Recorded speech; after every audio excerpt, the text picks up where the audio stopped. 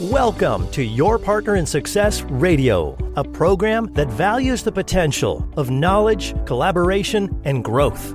The show is hosted by Denise Griffitts, who is known as an intensely curious nerd in stilettos. Each Wednesday, she is joined by co-host Ben Gay III, a renowned figure in the sales world. Ben is recognized for introducing The Closers, one of the most popular and powerful sales training materials ever produced. Having been mentored by Dr. Napoleon Hill himself, Ben has gained a wealth of knowledge in sales and life. Throughout the show, Denise and Ben delve into the world of sales, entrepreneurship, and success, exploring Ben's vast experience from guiding and mentoring countless professionals to achieve unparalleled success in their careers. Together, they offer unmatched guidance to listeners seeking success in their professional endeavors. Welcome to the latest episodes of the Closers Inner Circle podcast with Ben Gay III and Denise Griffitts. That's me. And this is hosted by my normal podcast, Your Partner in Success Radio. Ben very kindly came to me months ago and said, what do you think about a co-host? Or he mentioned it on LinkedIn and I said, pick me. It's probably somewhere in the middle, but we decided to partner up and we show up every Wednesday and we have an interesting, fascinating conversation. This is where we unravel the complex dynamics between conditions and objections in the world of sales. And today we're taking a deep dive into the reality that even the most seasoned sales professionals can't close every deal. It's hard to stomach, I know, but you can't. There's just some moments when pushing for a sale is just, it's not only becomes a Herculean. I'm good. I can do it. This not only becomes a Herculean. Say it for me, Ben. You got me messed up now. I'm afraid to try. It's a big task, but it's also unwise. So Ben joins me each Wednesday, which I think I mentioned, and we discuss sales mastery and honestly, anything else that crosses our minds as we chat. And we study Ben's famous sales books. They're called Sales Bibles for a reason, The Closers. So join us each Wednesday, except this coming Wednesday, because it's the day before Thanksgiving and we won't be here, but we'll be here right after that. And we explore the delicate balance required to navigate conditions and handle objections effectively today. So this episode is a candid discussion. It's devoid of unnecessary embellishments, and it offers insights that could really reshape your approach to closing deals. So today, as I mentioned, we're working in the Closers Part 2, page 101, and the chapter is titled Conditions versus Objections.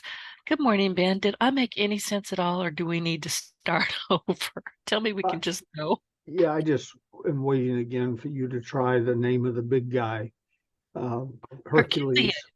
Yeah. Once I don't have to say it, I can say it. So, anyway, we're here. Yeah, you made some sense, yes, and I want to congratulate you for that. Thank you. You are so good to me. You owe me $5 now because you're being mean to me. So anyway, tell us what listen, these books, and I say this all the time, they really need to be part of your entrepreneurial library.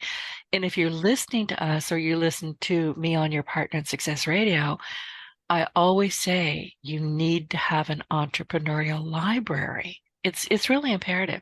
You need to have, as Ben does, a stack of books here, there, and yonder. In my case, I've got hundreds of books in this room where I am, my office, hundreds of them. And every single book in here, including The Closers, came to me via my guest. So I've read them, I review them in many cases, and I have a special shelf that these are the books that I'm constantly digging into. The Closers is on that shelf. I appreciate that. And reading is one of the common keys when you start studying successful people. Almost without exception, they're readers and they study it. And then people say, well, I don't have the time to read. Well, if I came to your home and office and followed you around, I'd show you about 2 hours a day that you have now that you're not doing anything productive with, least of all reading. You mentioned the stacks of books that I have. I've got books I've read that are in the bookcases in the office, And every time it gets to the point where I can't get another book in there, I have a house cleaning. I pull them out, sort them out. Some go to the high school, local high school, to the business class. Some go to the library, and a few go to Goodwill or Goodwill type places. And it breaks my heart, especially if it's one of my books, to see it for sale for 10 cents or 50 cents when I go back a week later. But that's how I make room for them. But here's what I do. Like you, Denise, you're in a position of power. You're in the catbird seat. People want you to read their books, so they send them to you. So They do. Yeah, I get review copies. Sometime I've had as many as 10 or 12 in a day.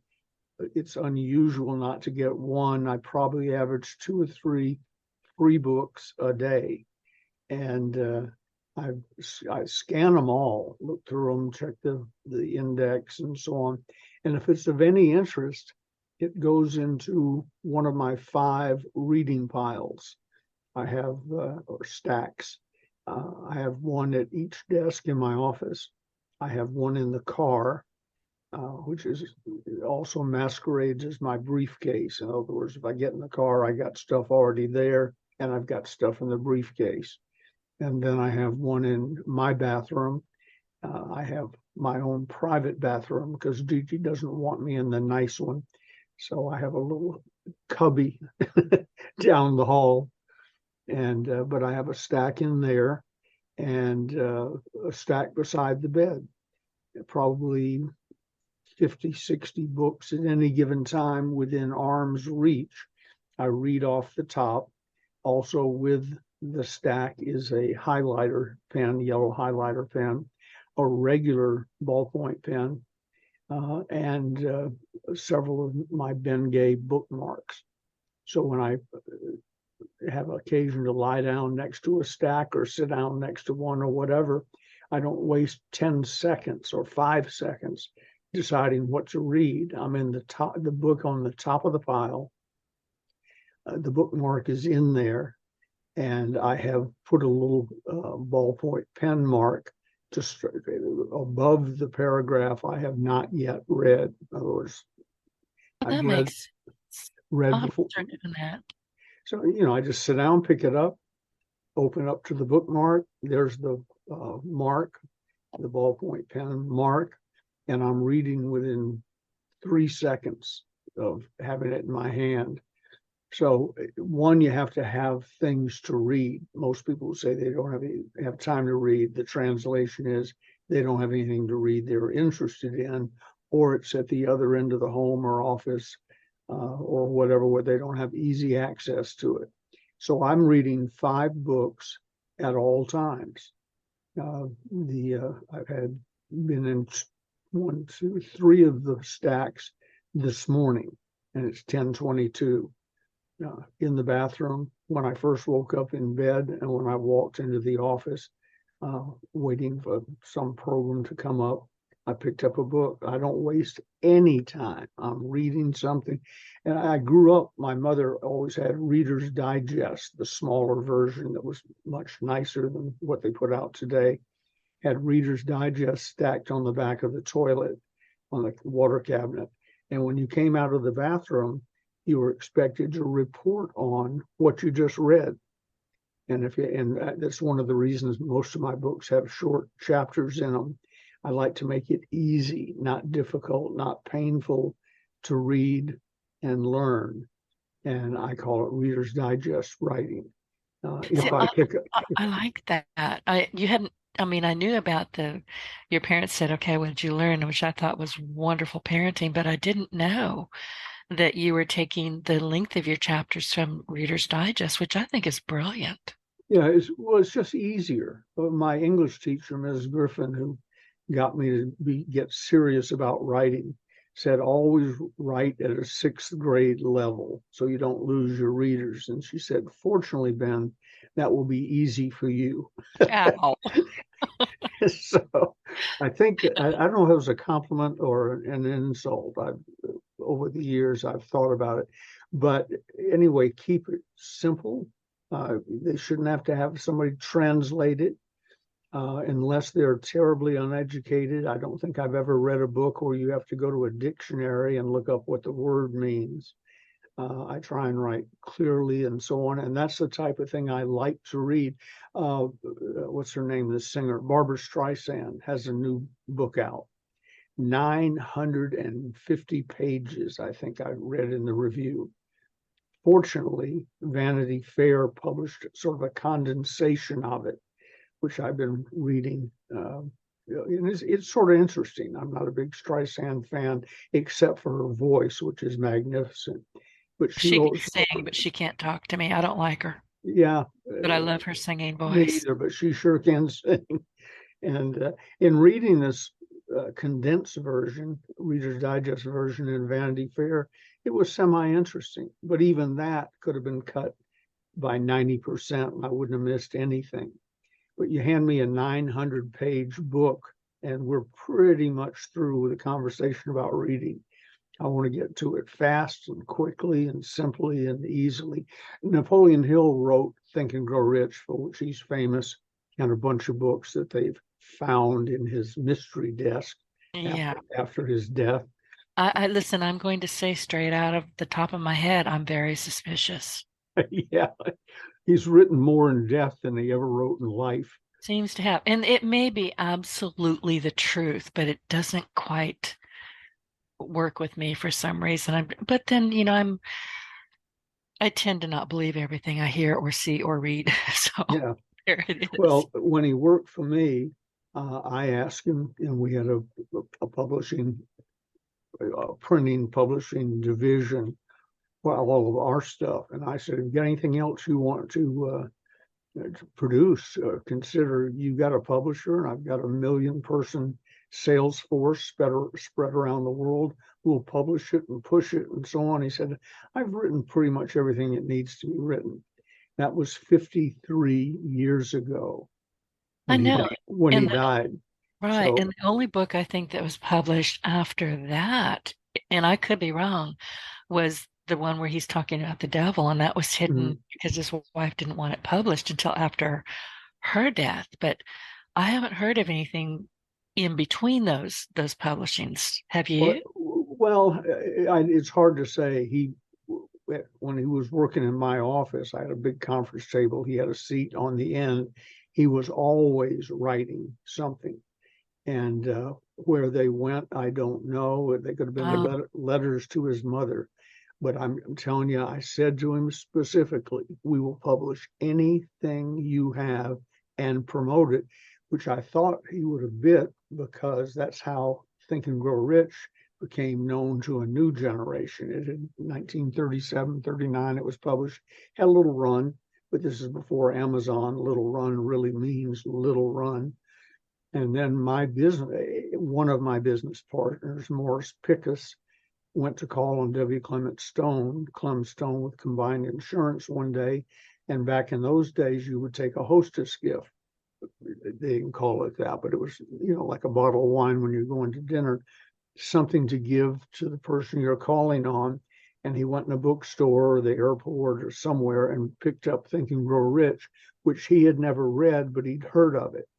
He gave it to Clem Stone, who had never read it, but heard of it. Clem Stone took it home, read it, demanded everybody at Combined Insurance, which over the years with a huge company and turnover was millions of people, you better not bump into Clem Stone in the hallway and not be conversant on Think and Grow Rich.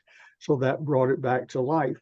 But what I was saying to Dr. Hill in my office that day was, anything you got, we'll bring to life. I had an organization bigger than Combined Insurance, and they were selling insurance. We were selling self-improvement and seminars and so on. So it was a perfect match. He didn't bite. He said, "I'm done." The reason I even brought up his name at all was, we're talking about Reader's Digest things. Think and Grow Rich was twice very popular, has made a comeback in recent years. But before that, he wrote what he considers his masterpiece, The Law of Success. Its problem was it was thick, came in, I forget how many volumes. I don't have a set of it anymore. But it was like, 4 copies of the New York phone directory. So it was heavy going, much more serious and thoughtful than Think and Grow Rich. And I don't mean that as an insult to Think and Grow Rich. What I mean is reading the laws. I only know 2 people, and I've been in this business, self-improvement and so on, for 60 years. I only know 2 people who've read The Law of Success. 3, because Dr. Hill had to have read it while he was writing it. And then 2 other people that I'm currently familiar with who are Napoleon Hill and self-improvement fanatics. And I've talked to them enough to believe they've read it. I never did. I've scanned through it, but it was just too much. Think and Grow Rich, though, I have 2 copies right here on my desk. It's a normal sized book, on the small side of a normal sized book. And it's easy going and rereadable. So you try and make it simple to understand, give it to them in bite-sized pieces. And when we ship books, while I'm signing and dating them, I always check and make sure that we've included my business card, peel off the back, sticky business card on the front page, and that we have a bookmark in there. And if you order in the closers part 1, the bookmark is at page 75, because it's one of the more raucous chapters about psychological manipulation. And then in the closers part 2, the bookmark is always at page 257, sales infiltration, which is the best thing I've ever written about selling. I think it's the best thing ever written about selling. So we try and make that easy. And then, as you know, the chapters are short, generally speaking. It's a Reader's Digest book on how to get rich in selling. I'm repeating because I don't know Yes. where to start and stop. Yeah. We were talking about Napoleon Hill, W. Clement Stone, how Think and Grow Rich came back from the dead due to a partner of mine who, years before I met him, gave Clem Stone a copy of Think and Grow Rich. He'd heard of it, but he'd never read it. And he brought it back to life. It was published in the late 30s, 37 or 39. I've seen 2 different dates. And it had its little run, but it was dead in the water. And Dr. Hill was a trivia question. Morris Pickus gave Clem Stone a copy of it, and he loved it, made it required reading for everybody at Combined Insurance, and brought it back to life. And that's when it became one of the best sellers of all time. They used to say second only to the Bible. I don't know if that was true then or is true now, but it has sold millions of copies. And a big part of it, versus The Law of Success, which no one has really read cover to cover, a big part of it was simplicity and shortened things. By the way, if you read and Think and Grow Rich, people spend, I had an old friend who built his career on that book, Bob Proctor. He recently passed away. One of my regrets in life is when Bob Proctor and Dr. Napoleon Hill both worked for me at the same time. I didn't know of Proctor's fascination with him, so I never introduced them, never brought them together, and I wish I had. They would have enjoyed each other. Both of them were dry. They never did actually meet one another, did they? Ever? No. That's what I thought. Let me put it this way. Not to my knowledge, not with hundreds of conversations with Proctor and thousands of conversations with Dr. Hill. Neither one ever mentioned the other one. And as I said, I just didn't know that Proctor was so impressed with Think and Grow Rich.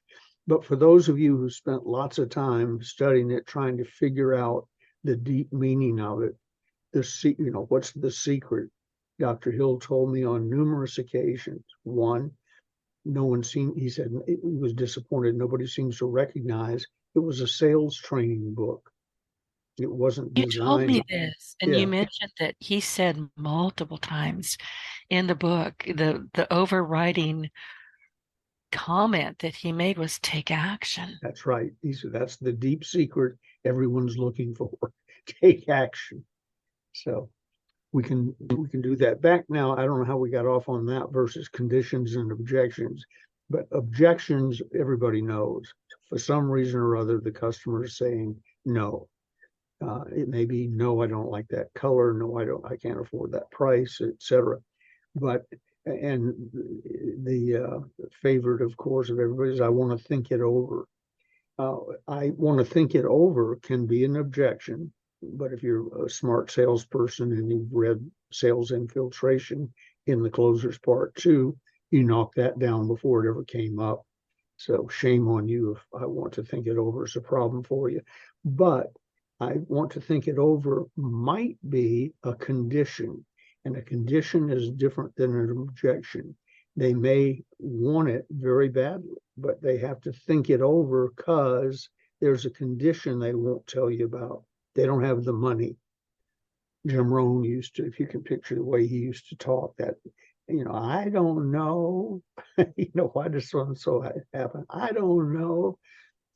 He was fond of saying, it, whatever it is, doesn't cost too much. You don't have the money. Mm-hmm. Okay, that's a condition. You don't have the money. Here's the good news. Sufficiently, let's assume they want it. If you're trying to sell something to somebody who doesn't need it or want it and so on, again, shame on you. You should have found that out when you were qualifying them, not prejudging them, qualifying them, as we talked about recently.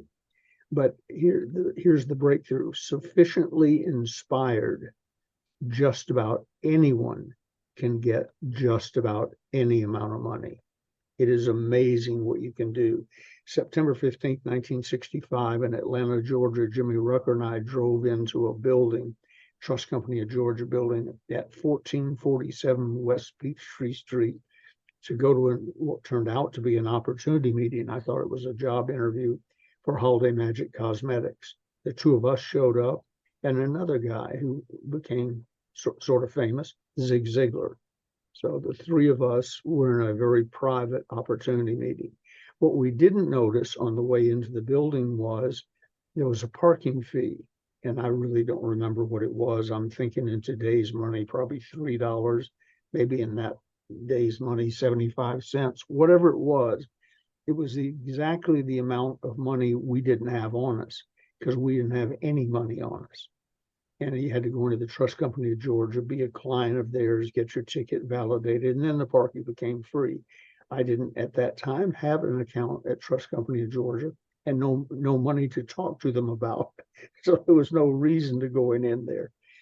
On the way out of the parking garage, we come down to where you go up the ramp. The guy's standing there with his hand out in a booth.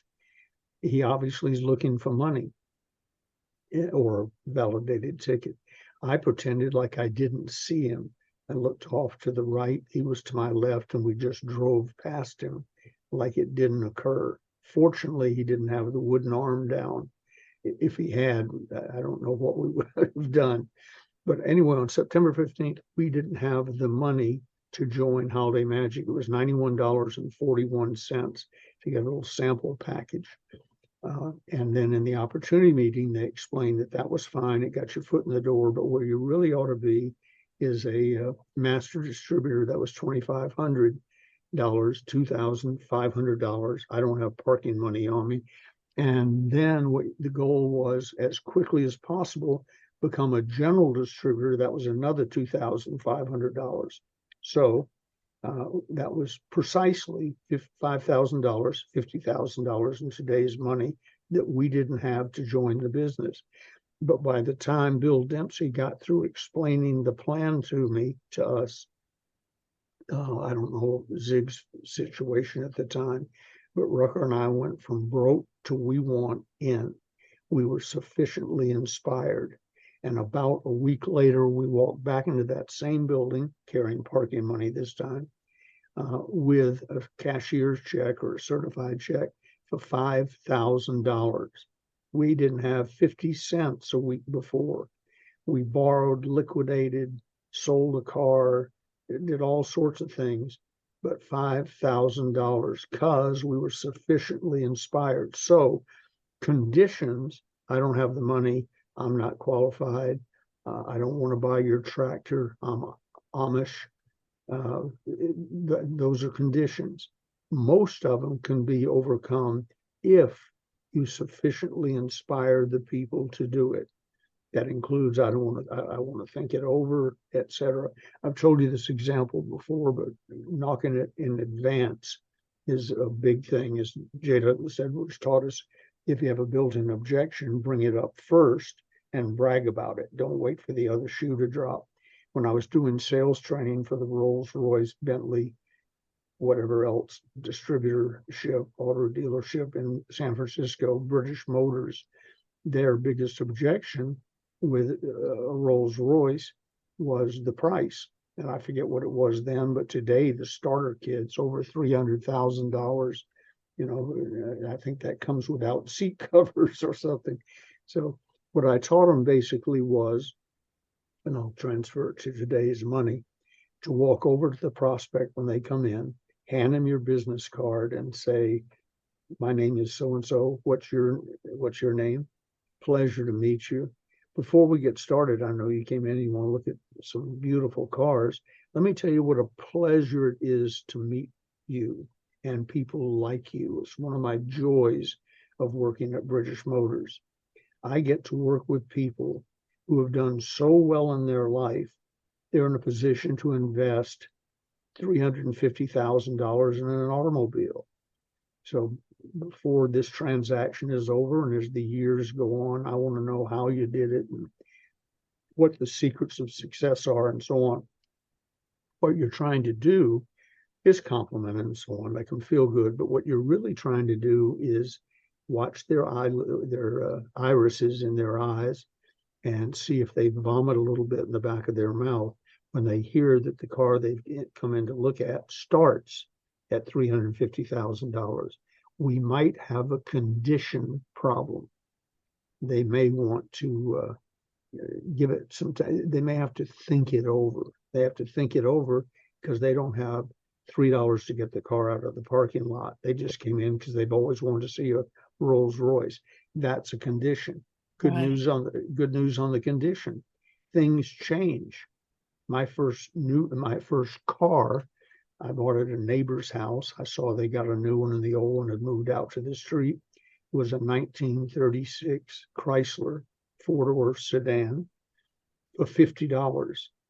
My next car was a 1950 or 51 Mercury, Lincoln Mercury Company, Mercury. I think it was $150. And both of those transactions were private. No one else was involved or was there to treat me right or wrong. My next car was a new Volkswagen, $1,842. Now we're starting to be 18,000 plus today. Now we're starting to move up the food chain a little bit. And the guy was very nice to me, delivered the car as promised and so on. But he treated me like you treat a kid who's 20, 21 years old or whatever I was.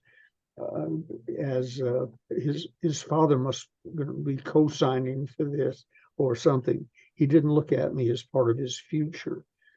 2 or 3 years later, I bought my first Cadillac, brand new Cadillac, a sedan DeVille, for $2,500. And that sounds silly today, but that's what you can get a 1965 Cadillac for. Wasn't loaded up with every feature on earth, but it was a Cadillac, and happy to have it. And that guy should have figured out that I was worth following, because 2 or 3 years later, I began the process of buying, leasing, and giving away over 600 luxury cars, and about 300 of them went to one guy. We talked about him last time, Herc at Marin Bay Lincoln Mercury, and the other half went to a guy when I moved up to the Sacramento area that somebody recommended to me. The guy who sold me even the Volkswagen, if he treated me like royalty, I would have remembered him and I'd figure out a way to do business with him. The guy who sold me the Cadillac should have known there's a future here. This is a condition today. Rucker and I bought it together, and then whoever had the best prospects that night, the opportunity meeting, drove it. And I've told you that funny story. I was telling an older, wiser gentleman outside the hotel one day waiting for my car to come around. I had it that night. He said, "How do you like that new one?" I said, "Oh, I love it." And we got Rucker one exactly like it. Same, everything is the same, so nobody feel jealous. And he said, right down to the license tag number. You busted. He had caught our two car charade and so on. But the real point is, I had a condition, but I had a condition when I joined Holiday Magic. It was called flat broke, and I overcame it in a week with, in today's money, a $50,000 solution. I probably wasn't qualified and couldn't have bought the Cadillac if Rucker and I hadn't bought it together. And I don't think he was either ignorant and or figured that he would never see us again or whatever. He didn't understand looking down the road and know that although it was a getting better condition, it was still a condition. I wonder if I could track him down today, how he would feel if he knew I went on to buy 600 Cadillacs, Lincolns, Rolls Royces, Stutz Bearcats, and whatever else other people wanted to win. I used to say to people, tell me what you want, and I'll tell you what you have to do to get it. So we were always setting up, and one guy wanted a Stutz Bearcat, that one that looks like it came out of the 30s. And so I told him what he'd have to do to get it, and he won it, and we bought it. And I remember calling Herc and saying, "Herc, I needed a bright orange Stutz Bearcat." And he said, "I'm sorry, I thought you said a bright orange Stutz Bearcat." I said, "I did." Kay White won it, and I got to deliver it to him. So conditions are things that exist that really aren't an objection to your product or service. They're an objection to, they have no money, they're in the wrong state, they're in the wrong religion. I don't mean wrong religion, but they're in the wrong religion to buy your tractor because they don't use things like that. And it's your job to dig down and find out which one it is, and then figure out if this is going to be somebody you pursue now, or is it somebody you put into your drip marketing system and stay in touch with, birthday cards, Christmas cards, whatever cards, and much as information, so that when they think of a car, they always think of you, because you're the best car guy, best car lady that they've ever encountered or experienced. Kirby Vacuum Cleaner, I have a on and off again relationship with them. I don't mean good or bad. They don't need me full time. They're doing fine. But I've worked with a lot of their people, a lot of their offices, and they have an attitude that's really interesting. They say no sales presentation is complete until you have the payment in your hand or the police have been called. So the basic thing, I'm a Southern gentleman. I don't want you calling the police. I want you happy that I'm there and not offended. And if you can't buy now, we'll figure that out together without threats or intimidation or anything else. Because in many cases, a Kirby vacuum cleaner is expensive. I used to sell them many years ago. Expensive. They're good vacuum cleaners, perhaps a little too good. Maybe not, you don't need one that's that good or that expensive. But a condition is, I don't have the money. My first Electrolux vacuum cleaner that I brought home to use was an Electrolux vacuum cleaner that was my sample. It left the house every morning with me, and my wife would use it occasionally at night or on the weekends because I couldn't afford it. That was a condition. I didn't have any objection to the product at all. It was excellent. So find out if it's a condition, find out if it's an objection. If it's an objection and you can solve it, honestly, solve it. If it's a condition you may or may not be able to solve right now, because it's usually price, but stay in touch. Things will change. I read somewhere on the internet this morning, they're working with a person and they just will not buy a car. And I restrained myself. You and I had this call coming up, but my reaction really was, did they drive up in one? Answer, yes, of course. Are they going to buy some in the future? Yes, of course. I think the average American has 15 cars in their lifetime or something like that.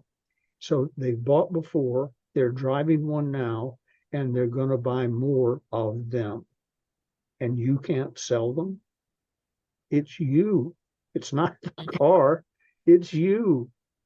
I used to do that in seminars. It was a funny thing. I said, President, somebody sent Lewis and Clark out to find out what they bought in the Louisiana Purchase and when they acquired the United States and defeated Mexico and got California and so on.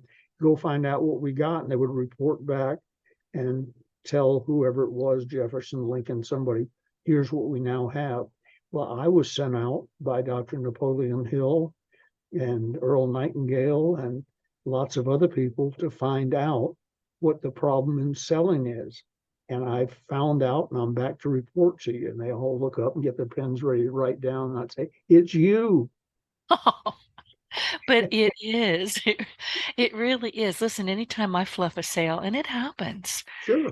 and I know the moment I did it, I know, Yeah. I can Yeah. tell. Is it salvageable? Probably, but not at that moment. Yeah. And is it Sometimes you have worth to the let time things it's going just to take to exactly. salvage it? You have to just kind of cool it down a bit.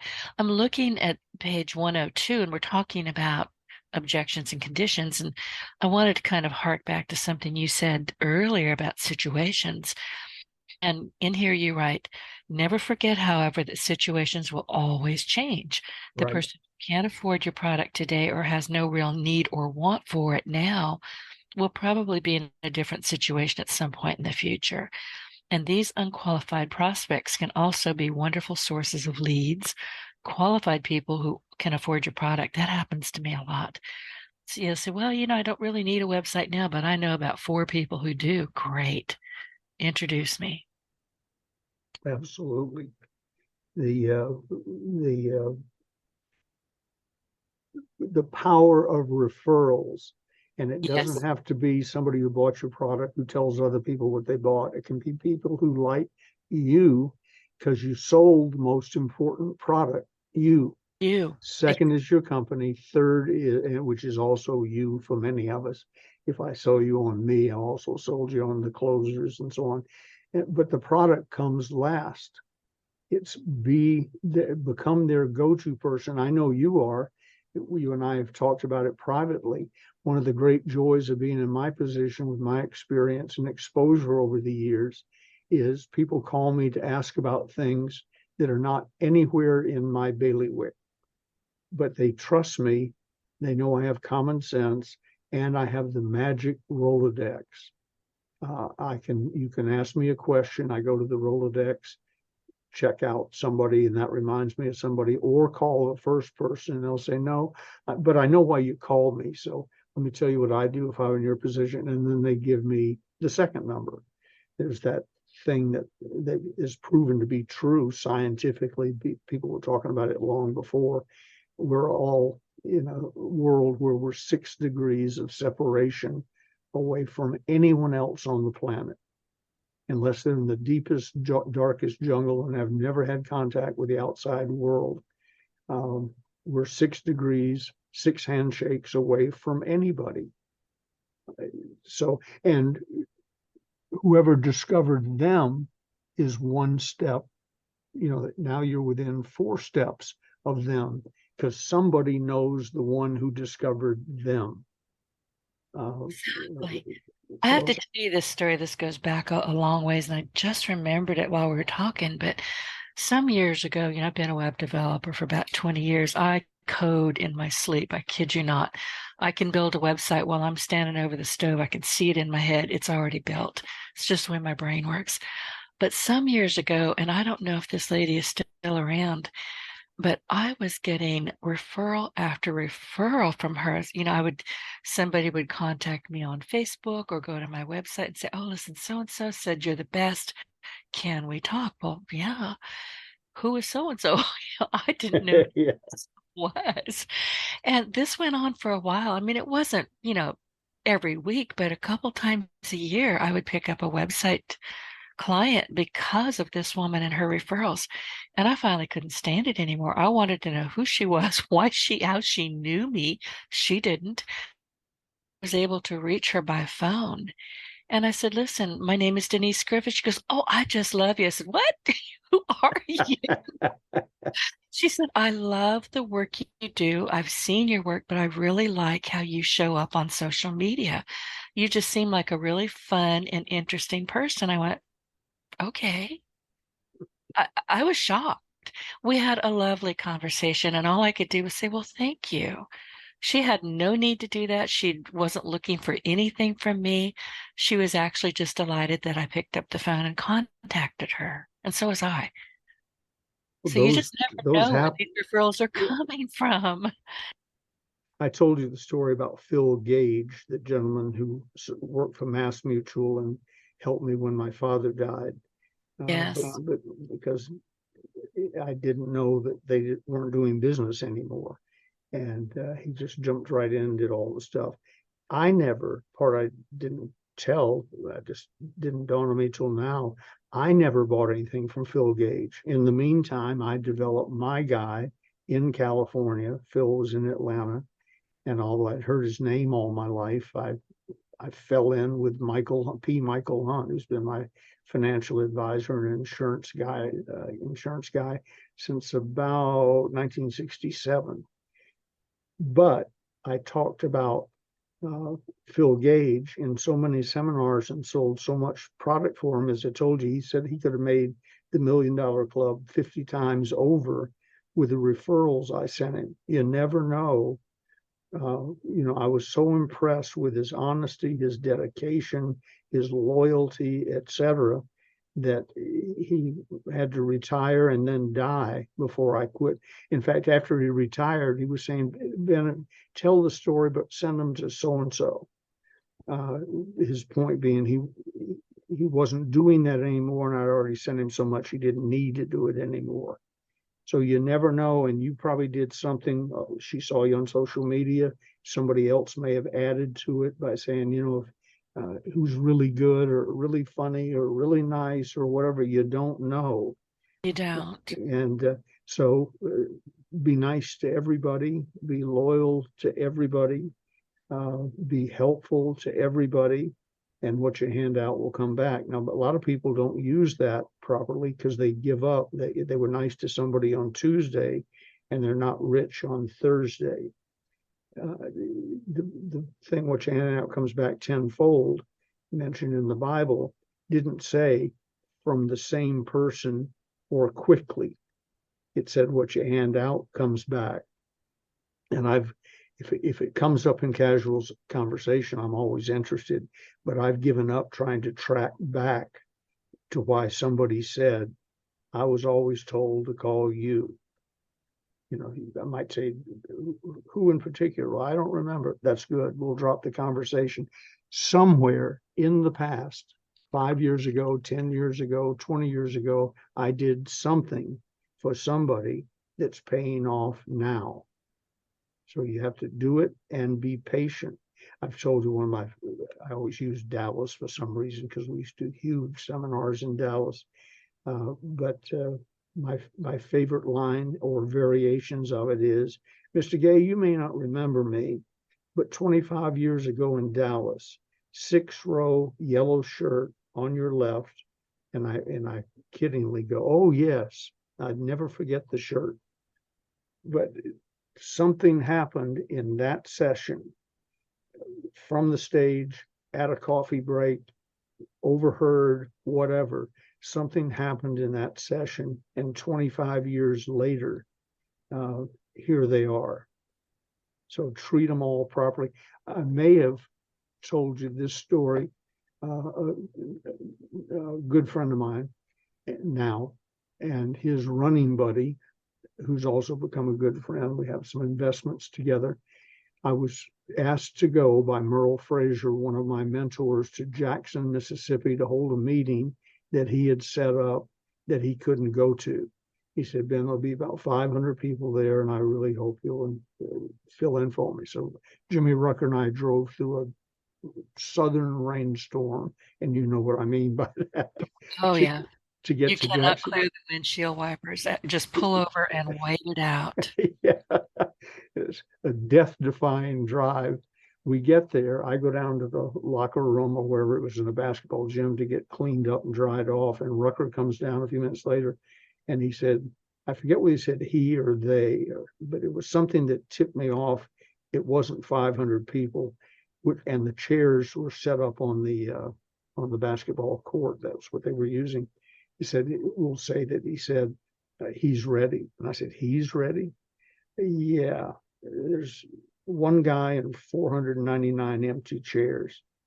So I went up. I knew the presentation by memory, had to do it that way. So I asked permission.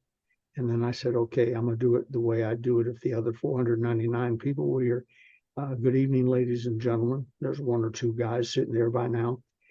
Tonight is a special meeting. I'm Ben Gage, general distributor with Holiday Magic, et cetera. Did the whole meeting, signed them up. I didn't gain money out of it, but told Merle Frazier they were signed up, sent him the paperwork, et cetera. Years go by. That was in 65, 66. So about 20 years go by.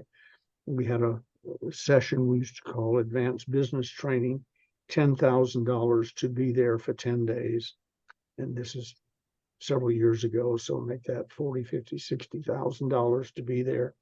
And I get up, introduce, hi, welcome. There's about 40 people in the room. And just as I started, this guy stood up and he said, turned out his name was Nolan Bush. He said, excuse me, you don't recognize me. I could tell by no eye contact, etc. But I'm Nolan Bush.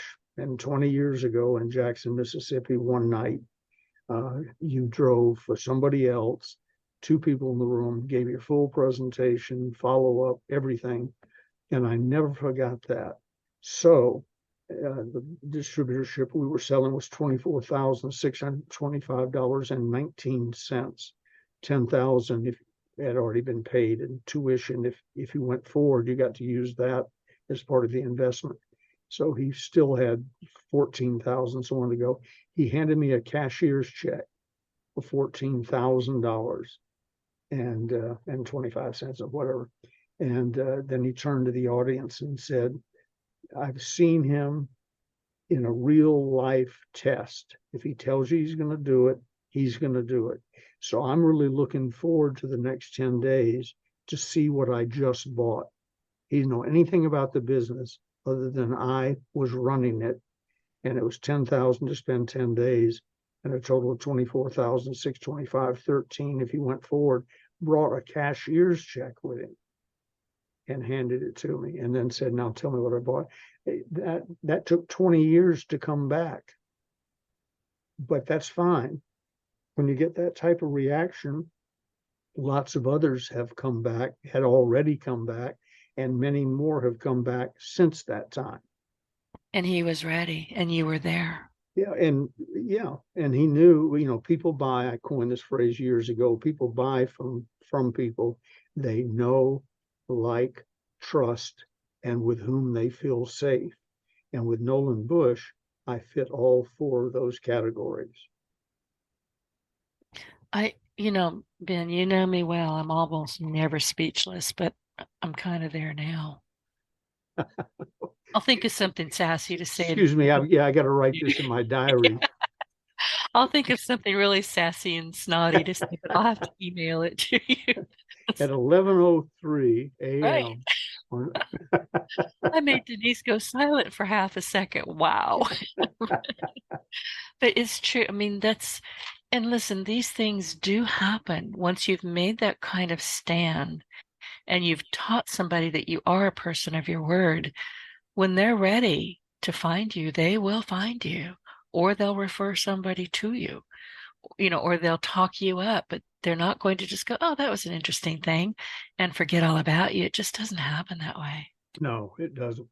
And if you've qualified them, and you have a thing of value, et cetera. Here's a great closing example where we got almost 100% of everyone who was exposed to the system. We bought a DC6B. I don't know what the B means, but that's what it was. It was right before the DC-8 started, the jets started coming. This was a 4-prop plane, had belonged to the Chicago White Sox, all first-class configuration, and it had a little private cabin, which some of the planes used to have. It's seat probably 4 people, closed off from the rest of the world. We put a vice president in charge of sales on that plane, and then the local distributors would talk people into getting on it too. Getting on it meant you came to California, toured the home office, and got really sold. Sort of a super opportunity meeting. Here was the ticket to get on the plane.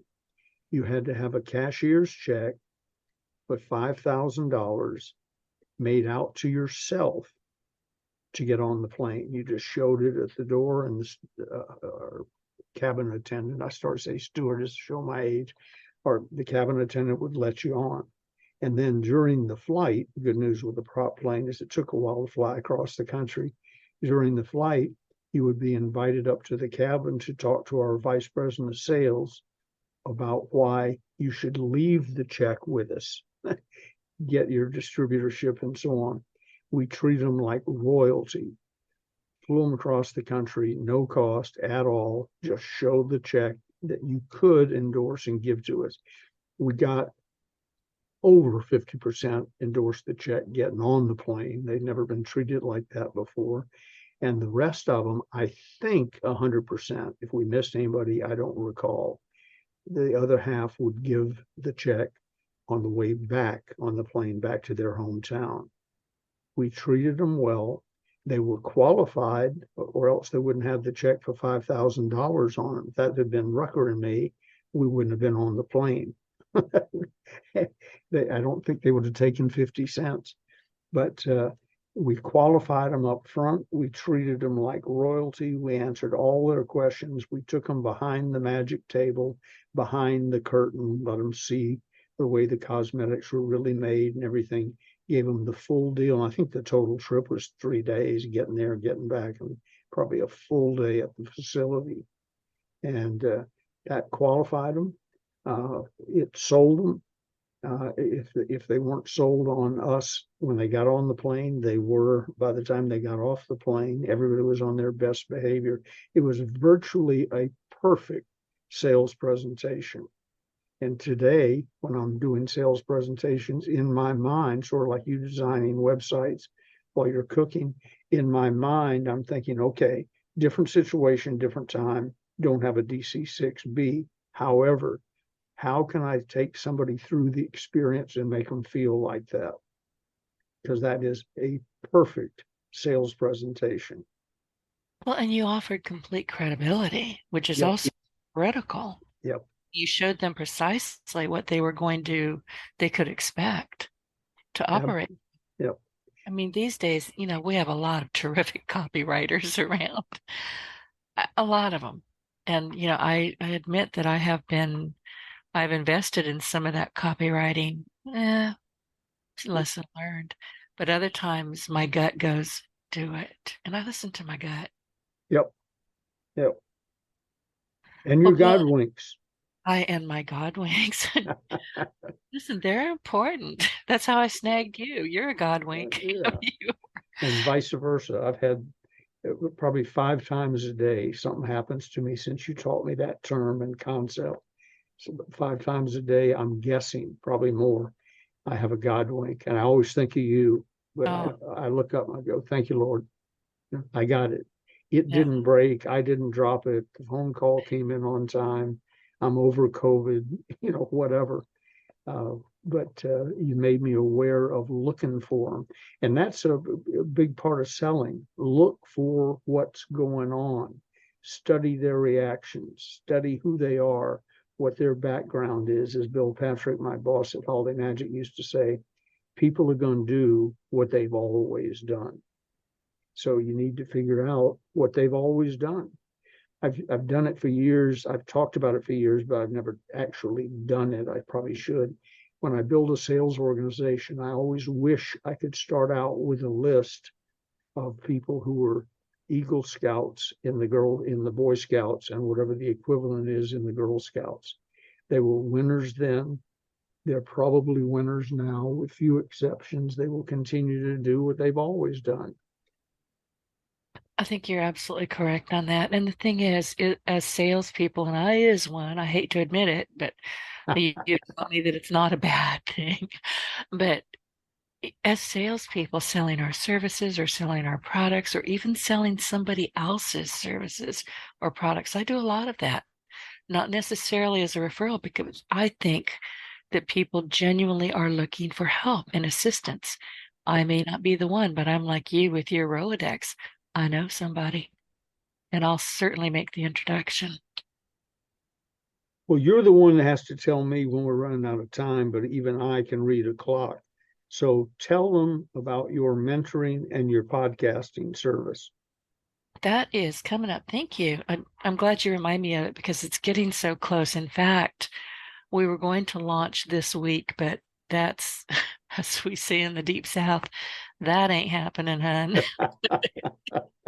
And it's not going to be next week because of Thanksgiving, but right after that, listen, I don't do Good Friday. In fact, I wrote a post about it this morning on Facebook. So I'm not going to, jump into the whole Good Friday frenzy, but right after that, pay attention, because if you want to learn about how to be a terrific and highly sought after podcast guest or host, I can learn you. I can teach you how I have done this over the last 15 years. And I'll be honest with you, there to teach me a darn thing, even if I were teachable, which by and large, I'm not. But it's something that I've been so passionate about. And I get to meet people from all over the world and get my voice heard. And apparently that was something that has always been very important to me. So my goal is to take people who are just starting, or they're struggling, or they're just like, I don't know what questions to ask. I'll answer your questions and I'll do my level best to help you. Do I want to sell you some, courses? You bet, but not right away. I want you to get to know me, like me, and trust me. And then we'll talk about how else I can help you. So just keep an eye out on your Partner in Success Radio and Facebook. I'll be putting out some ads, but it's coming. It's coming after Black Friday. And you would be well advised to join up with Denise. She is really something. She carries the Bengay III seal of approval, and she carries officially the National Association of Professional Salespeople seal of approval. And we don't give that out casually. She is really something. If I were going to do a podcast on my own, I cheated and teamed up with Denise. If I were going to do one on my own, that would be my first phone call would be to Denise. So make it your next phone call. Thank you, Ben. You tricked me, actually. You got very sneaky on LinkedIn, and I had my hand going, pick me, because I knew I was the best. You had to pick me to be your If you had co-host. read Sales Infiltration at that point, you would I have known. did. You would I have known what was happening. I did. I called you, so you're gonna pick me, right? Yeah. Like I had any real doubt. But I'm so glad that we're doing this together.